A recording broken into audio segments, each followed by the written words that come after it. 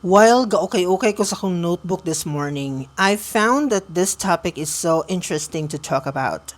Ingon diri ang mga my dear, respect your parents but don't sacrifice your future. I think ako na siya na-talk sa inyo ha before, but I wanna emphasize aning a video to let you understand more about my stand. Kitang mga ginikanan, I hope na atay initiative nga in the future ready ta sa ato ang katiguangon.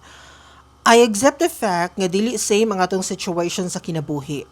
Adunay mga ginikanan aning kalibutan, especially when we talk about the Philippines, nga grabe kalisod ang kinabuhi. Yes. Now, even in that situation, I hope nga naamoy initiative nga maproteksyonan ang inyohang future. Karami itong idea mga my dear nga mangita tagpaagi nga masecure na to ang atong future.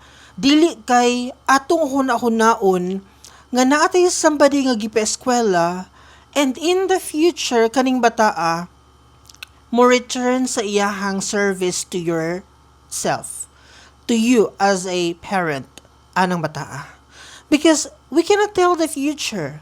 What if mag-fail ang imuhang gipa-eskwela?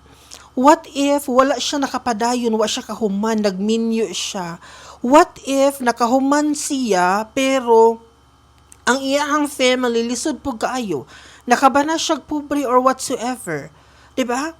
We cannot think nga kanang imong gipa-eskwela karon or we cannot guarantee nga kanang imong gipa-eskwela karon makahatag na sa imuhag wonderful life in the future.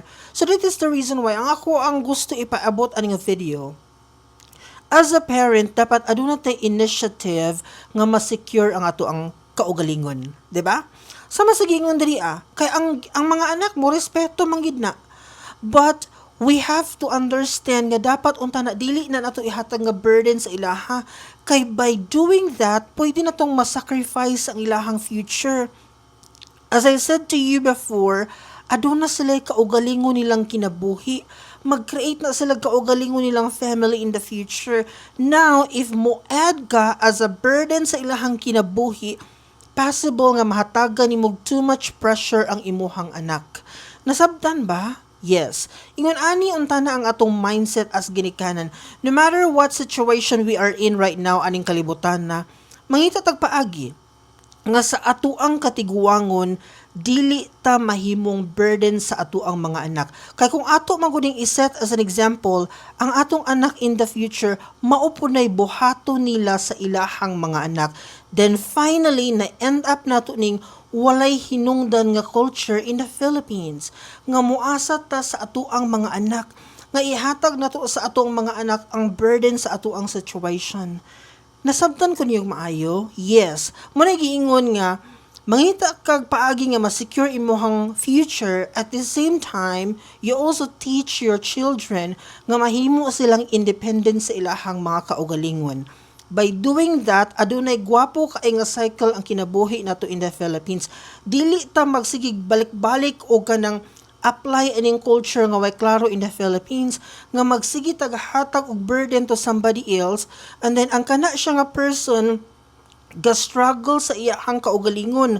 Kay naman siya mindset lagi nga family na ko niya, so I have to fight for it. Naglisod siya, gisacrifice niya yung mga pangandoy nga uban ang iyahang kalipay just for the sake of his family. Ingon ana bitaw because aduna tay culture nga ihatag na to ang burden to somebody else. I hope maundang.